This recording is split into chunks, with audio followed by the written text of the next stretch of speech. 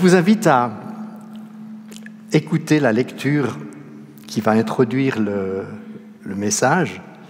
Il y a un petit peu d'écho, peut-être qu'il faut baisser un peu, je ne sais pas. Ça va comme ça ? 1 Pierre 1, versets 3 à 12. Première épître de Pierre, chapitre 1, versets 3 à 12. 1 Pierre 1, 3, 12.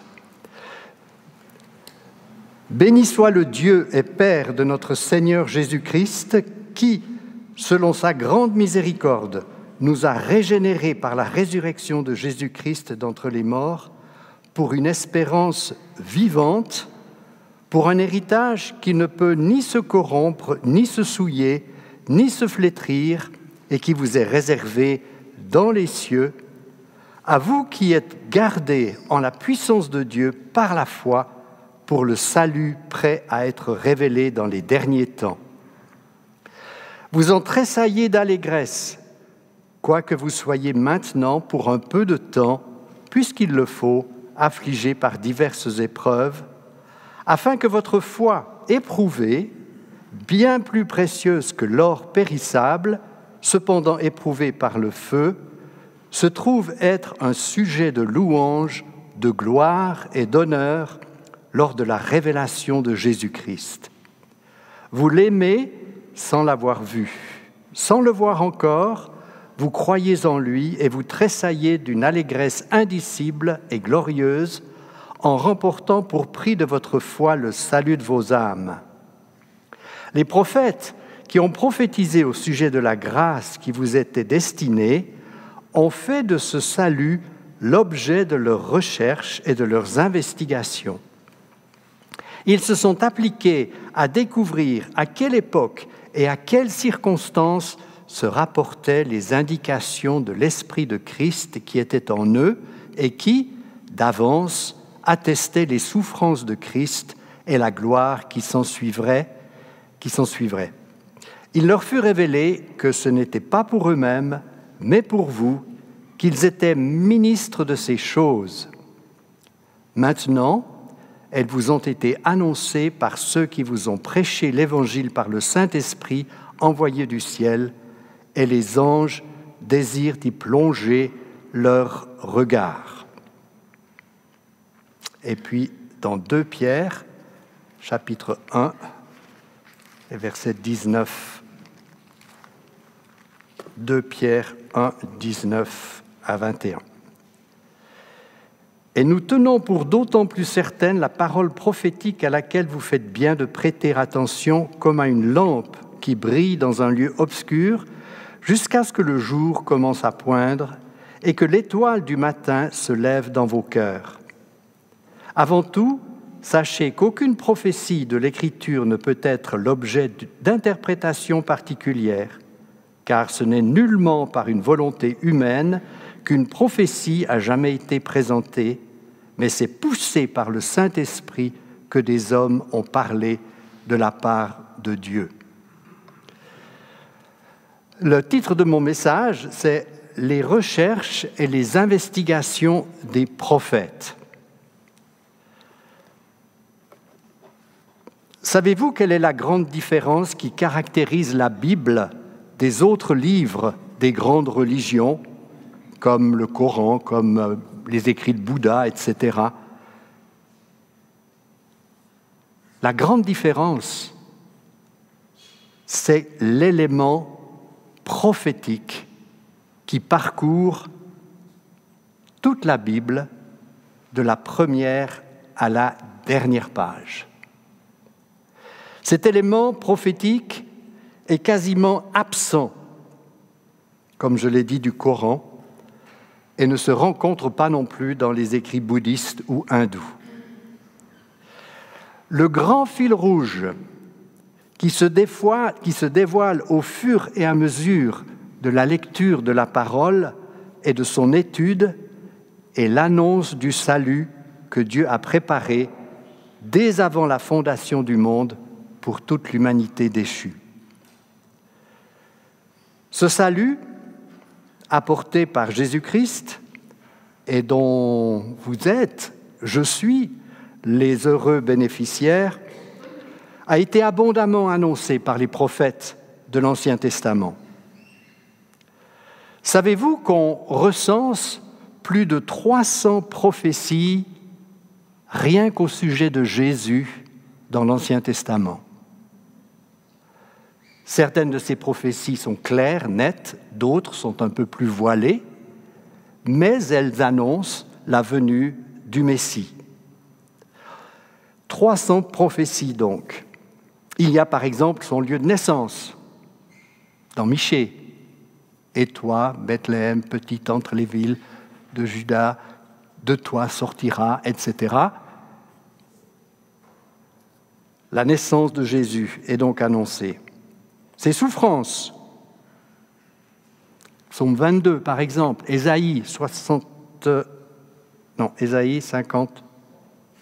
J'ai un blanc là. Ésaïe 53, merci.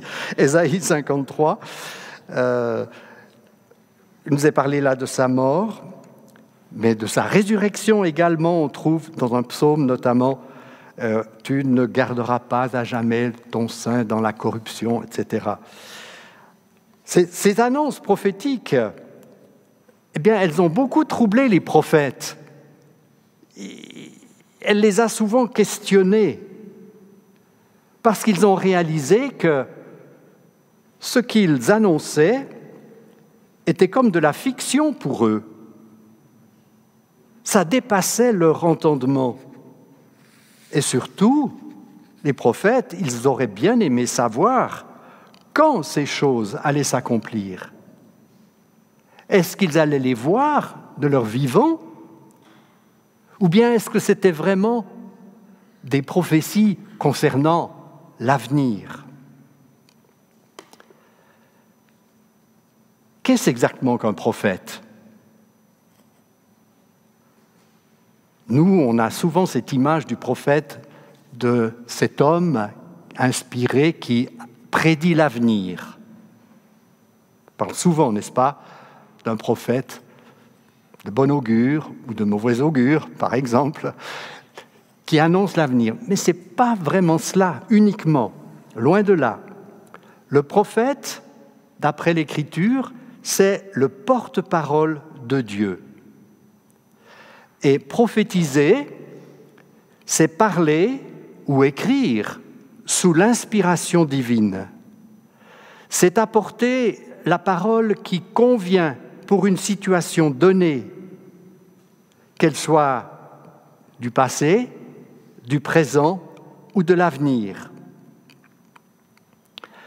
Et la note spécifique de la prophétie, c'est son caractère particulier, parce que c'est une parole particulière, inspirée par Dieu, donnée à une personne précise ou à un groupe particulier, dans un but particulier et à un moment particulier. Et quand la prophétie qui a été donnée s'accomplit, alors elle est bien sûr authentifiée. Elle authentifie le prophète. Si elle ne s'accomplit pas, eh bien dans le Deutéronome, il nous est dit, par exemple, je vais lire, Deutéronome 18, 15 à 22,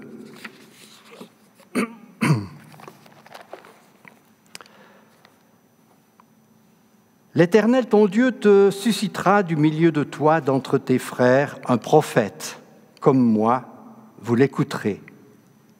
C'est là tout ce que tu as demandé à l'Éternel, ton Dieu, à Horeb, le jour du rassemblement, quand tu disais « Que je ne continue pas à entendre la voix de l'Éternel, mon Dieu, et que je ne vois plus ce qui est ce grand feu, afin de ne pas mourir. » L'Éternel me dit « Ce qu'ils ont dit est bien.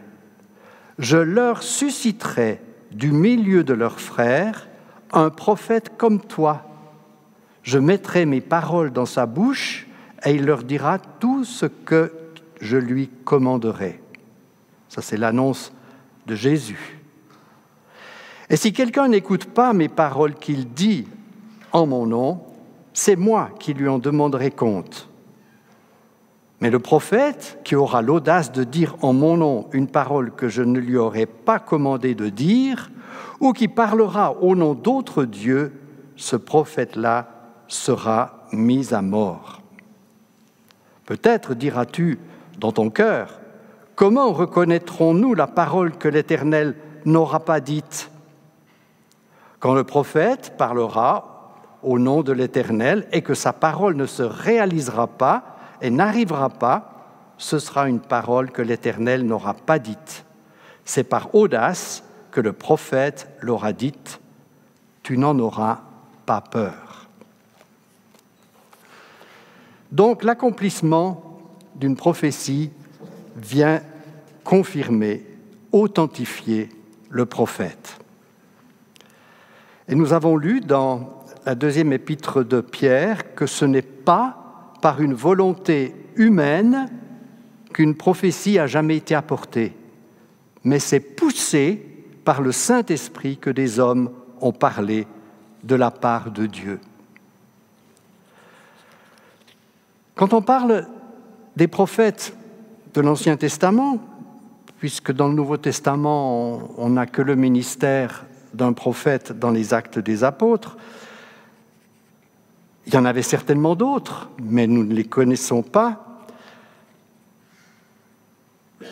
On peut dire que le prophète a l'esprit de Christ en lui. C'est par l'esprit de Christ, évidemment, qu'ils ont pu apporter toutes ces prophéties. Par exemple, quand Ésaïe, au chapitre 61, annonce cette merveilleuse prophétie que Jésus a reprise d'ailleurs dans Luc, dans la synagogue à Nazareth, où il est dit « L'Esprit du Seigneur l'Éternel est sur moi, car l'Éternel m'a donné l'onction. » Ésaïe 61. Il m'a envoyé pour porter de bonnes nouvelles à ceux qui sont humiliés, pour panser ceux qui ont le cœur brisé, pour proclamer aux captifs leur libération et aux prisonniers leur élargissement, pour proclamer une année favorable de la part de l'Éternel et un jour de vengeance de notre Dieu, pour consoler tous ceux qui sont dans le deuil, pour accorder à ceux de Sion qui sont dans le deuil, pour leur donner de la splendeur au lieu de cendre, une huile de joie au lieu du deuil, un vêtement de louange au lieu d'un esprit abattu, afin qu'on les appelle térébintes de la justice, plantation de l'Éternel, pour servir à sa splendeur.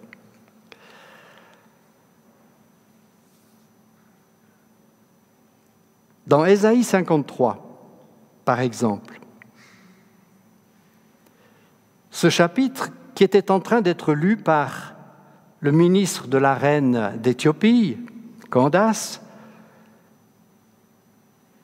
posait quelques problèmes à cet eunuque éthiopien. Et alors qu'il était dans son char, retournant après un pèlerinage à Jérusalem dans son pays, il lisait justement Ésaïe 53. Et Philippe, poussé par l'Esprit de Dieu, l'évangéliste Philippe, poussé par l'Esprit de Dieu, a arrêté le char de ce ministre, est monté à bord et lui a dit « Qu'est-ce que tu lis ?»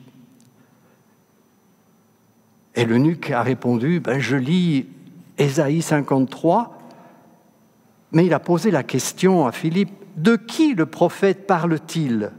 De lui-même ou de quelque autre ?»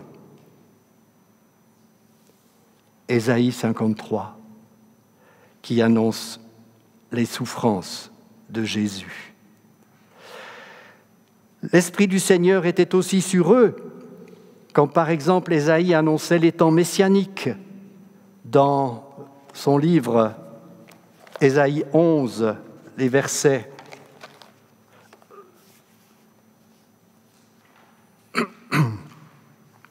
versets 6 à 9. Ésaïe 11, versets 6 à 9.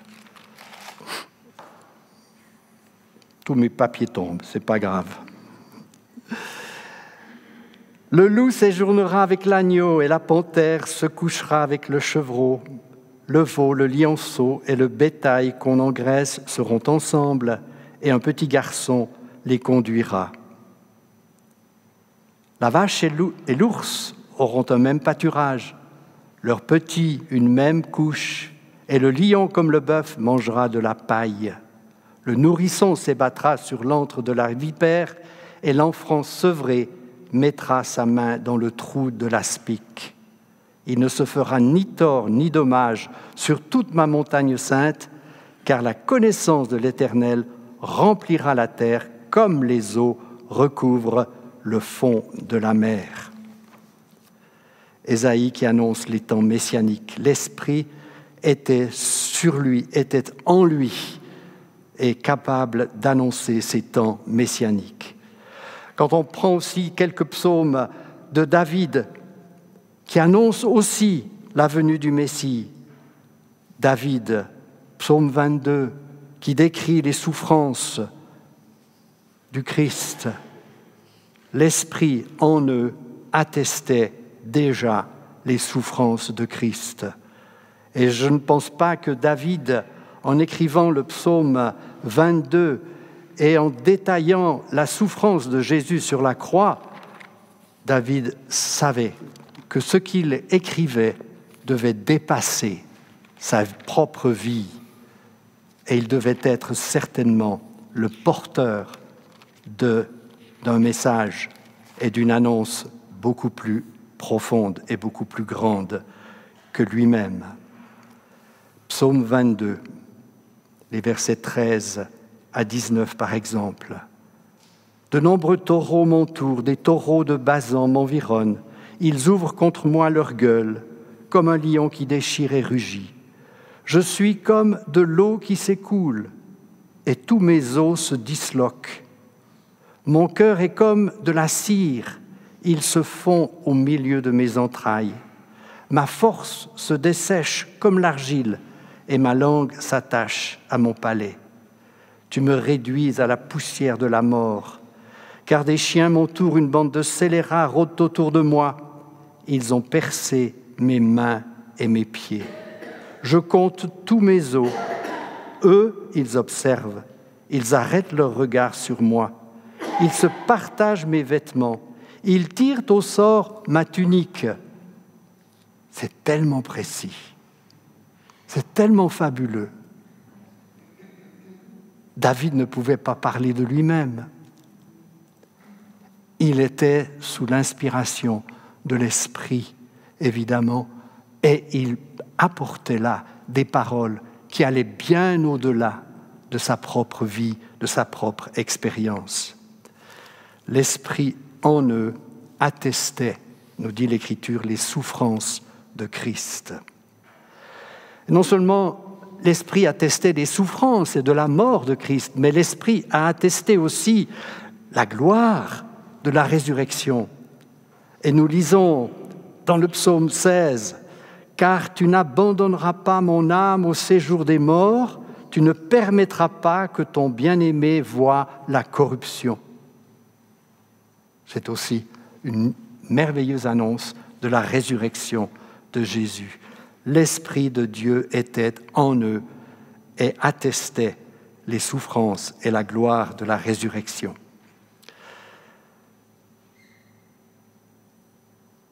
Un autre prophète aussi qui a annoncé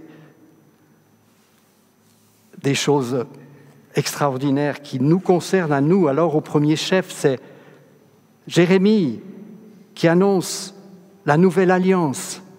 Dans Jérémie, au chapitre 31 et au verset 33, Jérémie qui annonce l'annonce de la nouvelle alliance. Là aussi, comment pouvait-il annoncer cela alors qu'il était au milieu d'un peuple idolâtre, un peuple sourd, rebelle? Et ils pouvaient certainement se poser la question, mais Seigneur, cette nouvelle alliance, quand est-ce que tu la concluras? Pour le moment, ton peuple est tellement indifférent, est tellement sourd à ton appel. Jérémie 31, 33. Mais voici l'alliance que je conclurai avec la maison d'Israël. Après ces jours-là, je mettrai ma loi au-dedans d'eux, je l'écrirai sur leur cœur, je serai leur Dieu et ils seront mon peuple. Car je pardonnerai leurs fautes et je ne me souviendrai plus de leurs péchés.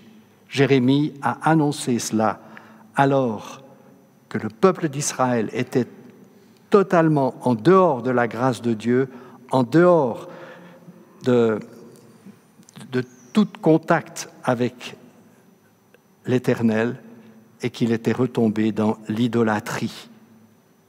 Seigneur, pouvait-il certainement se demander quand concluras-tu cette alliance nouvelle avec ton peuple qui actuellement, dans ce qu'il vivait, Jérémie, était un peuple sourd, indifférent à tous les appels qu'il a pu lancer pour revenir à l'Éternel.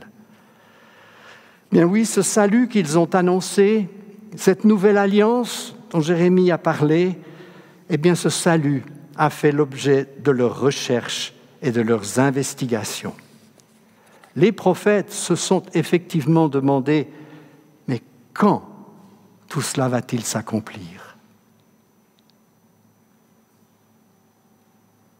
À quel moment verrons-nous ces temps nouveaux? Quand verrons-nous la venue du Messie? Quand entrerons-nous dans cette nouvelle alliance?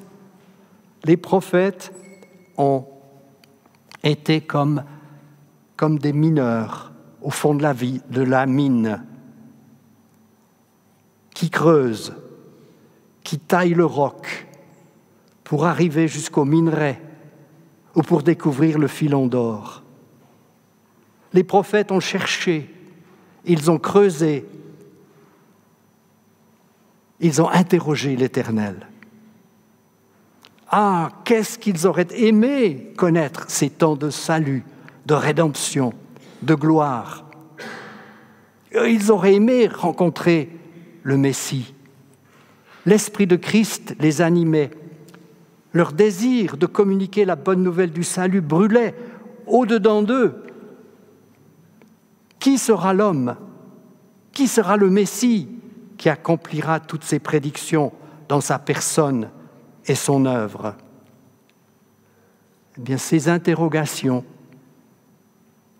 ont accompagné les prophètes durant leur pèlerinage terrestre. Et ils ont beau scruter à fond, peut-être en interrogeant les temps dans lesquels ils vivaient, comme nous le faisons nous aussi. Je ne sais pas si vous êtes un peu comme moi, mais j'aime bien suivre l'actualité parce que je me dis, on se rapproche du retour du Seigneur, il y a quelques signes qui sont là en train de s'accomplir. On interroge les temps, hein? C'est normal. Mais les prophètes aussi, ils ont beau creuser à fond, scruter à fond leur temps, les moments qu'ils vivaient, eh bien, il leur a été répondu que ce n'était pas pour eux, qu'ils étaient les porte-paroles de l'Éternel, mais que c'était pour nous qui sommes arrivés à la fin des temps. Il leur fut révélé donc que ce n'était pas pour eux-mêmes, mais ils ont été les porteurs d'un message qui les dépassait. Ils ont été les annonciateurs de ce message de grâce, de cette bonne nouvelle qui va retentir encore en ces jours de Noël. Il leur fut révélé que ce n'était pas pour eux. Le glorieux message du salut, du pardon et du don gratuit de la vie éternelle est pour nous, il est pour toi aujourd'hui, qui que tu sois. Mais ce salut n'était pas pour eux. Ce salut est si grandiose, si extraordinaire. Cet amour de Dieu est si grand, si profond, si vaste, si haut, dira l'apôtre Paul aux Éphésiens. Eh bien, il est tellement grand, tellement profond, tellement haut, tellement large, tellement long, que même les anges désirent plonger leur regard dans ce mystère. Je trouve que c'est beau cette parole. Ce salut nous a été révélé. On n'est plus privilégiés que les anges. Les anges n'ont jamais eu besoin de salut, car ceux qui ont péché sont damnés pour l'éternité. Mais nous,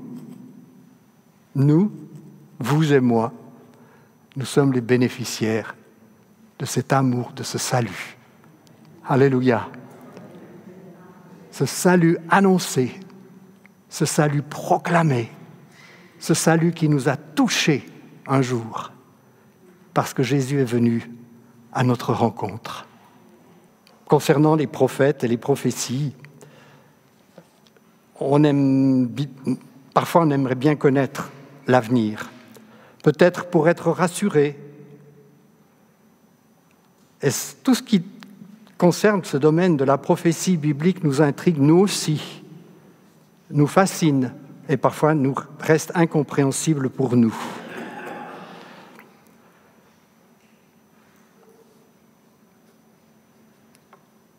Les chrétiens parfois aussi sont friands de prophéties.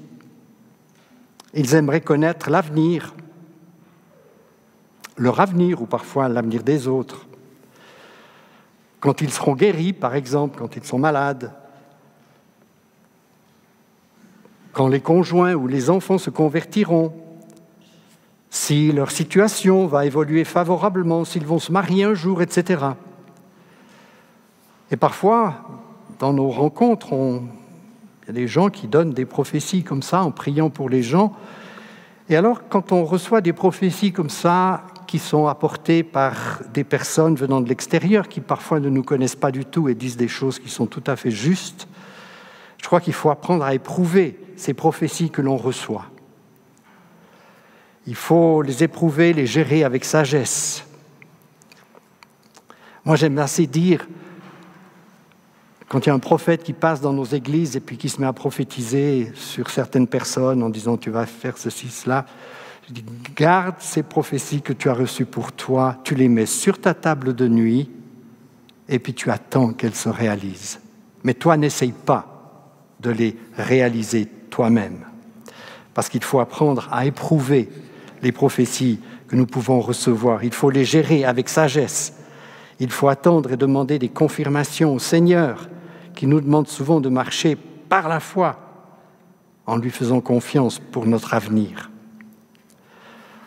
On peut se souvenir de la parole de Jésus à Pierre, qui s'inquiétait de l'avenir de Jean à la fin de l'évangile de Jean. Pierre aurait aimé savoir de quelle manière il allait mourir, comment Jean allait mourir, parce que Pierre venait de recevoir la prophétie de Jésus comme quoi il allait être saint et qu'il allait avoir une mort un peu spéciale. Et Pierre s'inquiétait de l'avenir de Jean. Et Jésus lui a répondu, « Si je veux qu'il demeure jusqu'à ce que je vienne, que t'importe, toi, suis-moi. »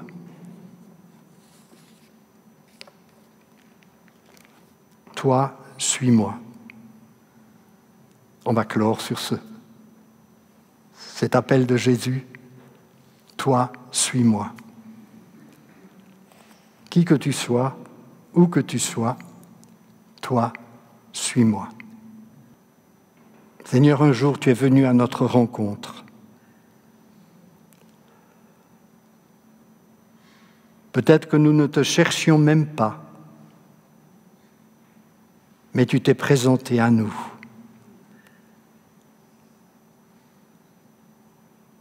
Tu t'es révélé comme celui qui nous aime d'un amour éternel, qui a donné sa vie pour nous. Et nous avons entendu cet appel, toi, suis-moi.